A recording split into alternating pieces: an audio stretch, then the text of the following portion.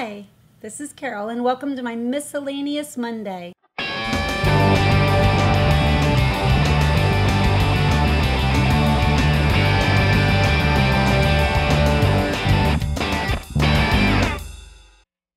This week we're discussing chapters 4 through 6 of Harry Potter and the Chamber of Secrets. First things first. I want to talk about the Floo powder and the flying Ford. I think I would agree with Harry that Floo powder would not be my favorite way to get around. The idea of going up in the smoke and out the chimney and traveling who knows where and how, the whole idea of getting dizzy and dirty doesn't appeal to me. But it is an interesting concept of a way to get from one place to another. A flying Ford? Now that I could get used to. Soaring along up in the clouds with the birds. I think I'd be tempted to put the window down and do the whole thing with your hand floating in the wave of air as you go along. But just like so many other things in life, the adventure wears off and Harry and Ron find themselves getting a little bored and ready to arrive at Hogwarts. I still think that flying in a vehicle would be a pretty fun way to get around. Any inventors out there want to give that a whirl? Next up, faithful friends. Of course you have Harry's friends, Ron and Hermione, that always are there for him, but I really think of Hagrid as being a very special friend to Harry.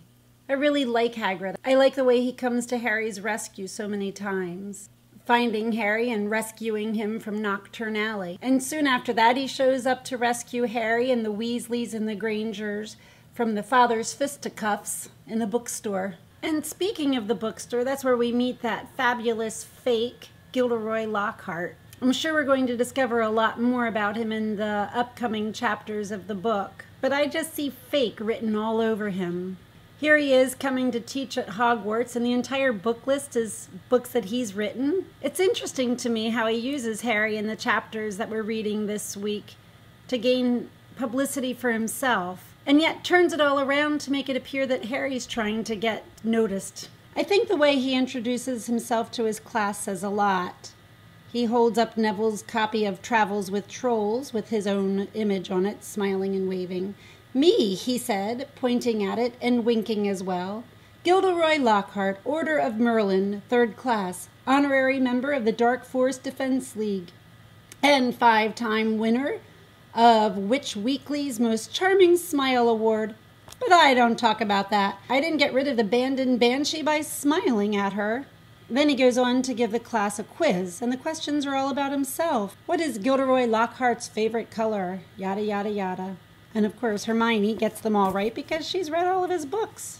Speaking of Hermione, I find it interesting that as book smart as she is, she can't read people very well. After Gilderoy Lockhart releases all the pixies into the room and they wreak havoc on everything, it's interesting that Hermione sees that as being an opportunity to give them hands-on experience. Harry says, "Hands-on? Hermione, he didn't have a clue what he was doing." "Rubbish," said Hermione.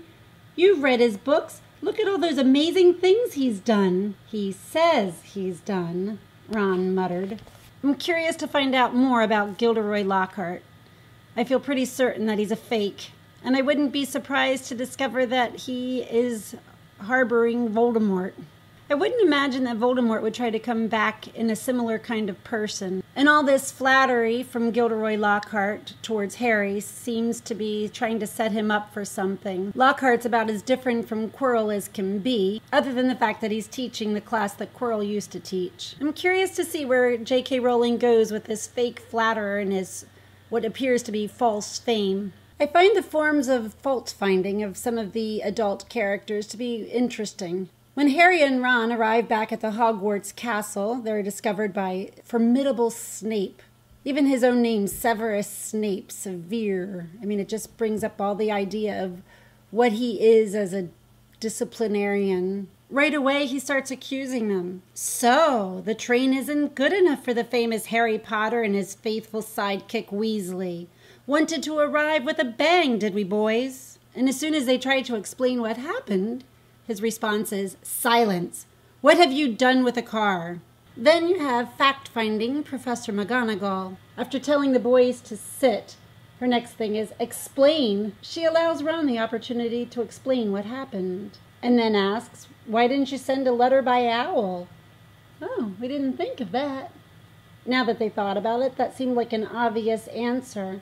Ron responds that he didn't think, and she says, "That is obvious." Next is forbearing fatherly Dumbledore. I think Dumbledore's approach to disciplining the boys is the most difficult for them to deal with, the dreaded silence. Harry finds himself wishing he was still being beat up by the Whomping Willow. That's better than Dumbledore's silence. After the long silence, Dumbledore says, "Please explain why you did this."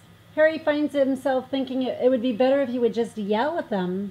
The disappointment in Dumbledore's voice was more than Harry could handle. And then you have the fervent, fuming Mrs. Weasley and the howler that she sends. This brings public humiliation and shame to the boys, but it doesn't compare to Dumbledore's discipline. I think most people attempt to please other people. This is true of Harry and Ron, too. Dumbledore seems to be a caring and gentle person, and to know that they've disappointed him, I think that has a bigger impact on the boys. Well, that's all I have to say this week. Stay tuned the rest of the week to hear what the others have to say on these chapters. And thanks to our 2 guest vloggers that have joined us. We hope to hear from many more of you. Keep reading and come back and join us each day.